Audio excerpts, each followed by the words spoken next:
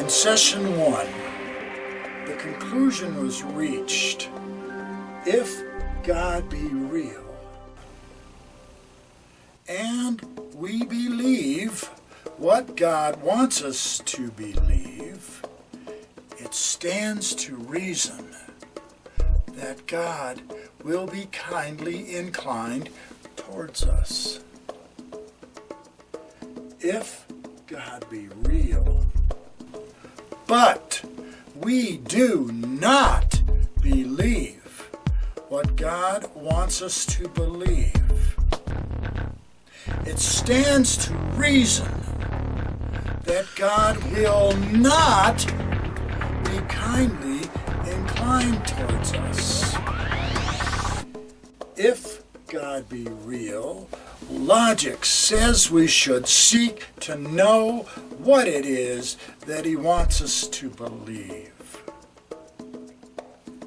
So historically, men and women have sought that answer, have sought God in various ways.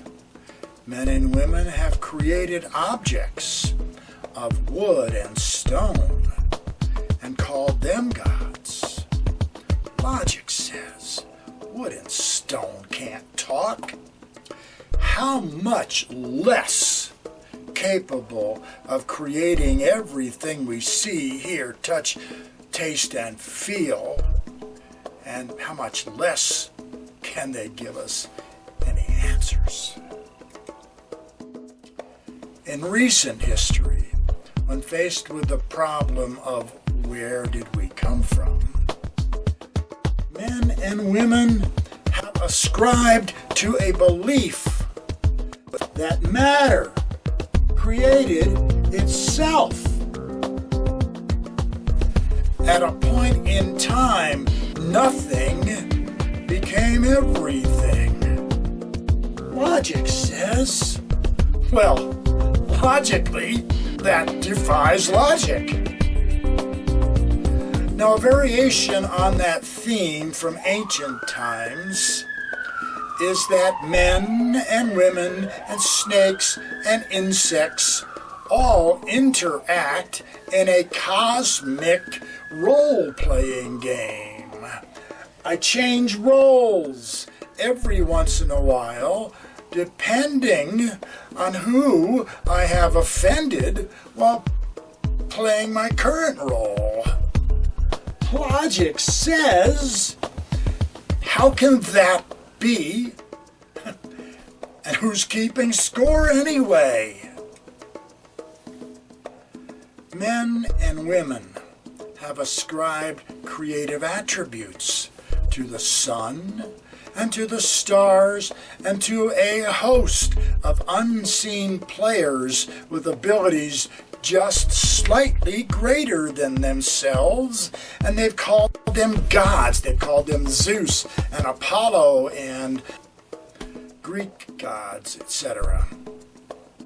Men and women have ascribed deity-like attributes to various animals. Logic says none of these can talk.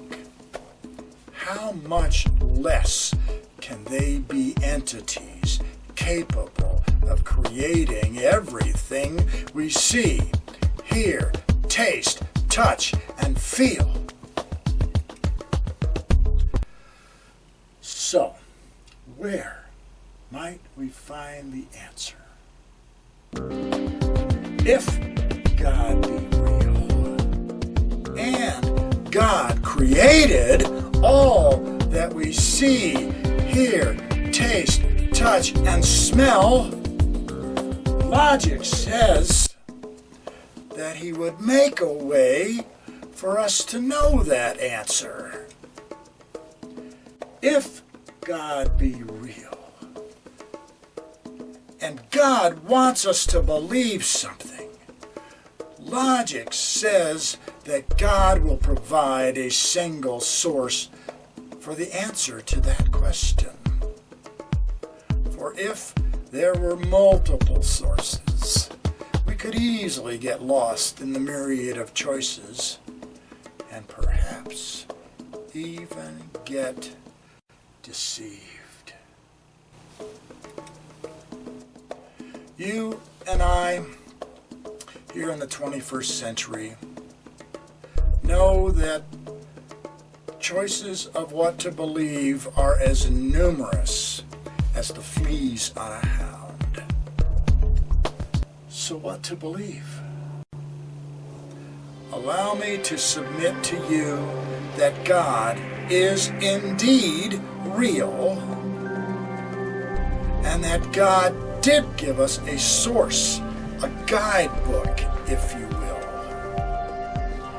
Thank you for watching. I'll tell you more about the guidebook in session 3.